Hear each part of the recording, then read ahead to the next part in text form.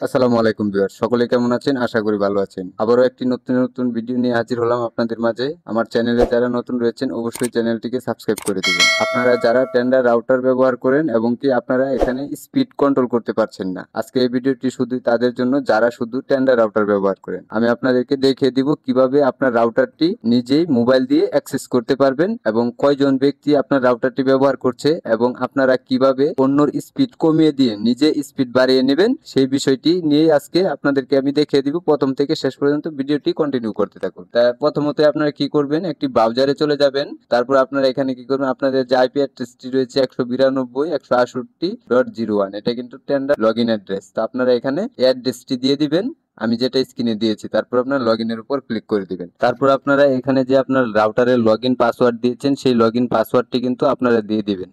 তো আমি log in করে নিলাম। তারপর দেখুন এখান থেকে আপনারা ডেস্কটপ মোড করে নেবেন। তারপর এখানে থ্রি ডটে ক্লিক করে ডেস্কটপ সাইটে ক্লিক করে দিবেন, তাহলে কিন্তু আপনার স্ক্রিনটা ডেস্কটপ সাইট হয়ে যাবে। তারপর এখানে কিন্তু আপনারা খেয়াল করলে দেখতে পারবেন অ্যাটাক্স ডিভাইস, এখানে কিন্তু 5টি ডিভাইস আমার রাউটারে অলরেডি চলতেছে, 5টি মোবাইল। সো আমি এখান থেকে চলে যাব ব্যান্ডউইথ কন্ট্রোল, এটার উপরে ক্লিক করে দিব। এখন এখানে যদি দেখুন আপনারা যে কয়টা মোবাইল চলতেছে এখানে কিন্তু শো আপ করতেছে। তো আপনারা কি করবেন, প্রথমত আপনারা অন্যর যে মোবাইলটা রয়েছে সেই মোবাইলের স্পিডটা আপনারা কমিয়ে দিবেন। তো কিভাবে কমাবেন, আপনারা এখানে দেখুন ডাউনলোড লিমিট রয়েছে, এখানে আপনার লিমিটের উপর ক্লিক করে দিবেন। তারপর সবার উপরে দেখুন 128 কেবি রয়েছে, তারপরে নিচে রয়েছে 256 কেবি, তারপর নিচে রয়েছে 512 কেবি। তো আপনারা এটা কি করবেন, 128 কেবিতে দিয়ে তারপর এটাকে কিন্তু আপনারা এখান থেকে সেভ করে নেবেন। দেখুন নিচে ওকে বাটন রয়েছে, আপনারা ওকেতে ক্লিক করে দিবেন। এখন কিন্তু এটা 128 কেবিতে চলবে। তো ভিউয়ার্স এখানে দেখুন স্পিড কিন্তু 128 কেবি হয়ে গেছে। তো এটা আপনারা পরবর্তীতে যদি চেঞ্জ করতে চান এটাতে ক্লিক করে নো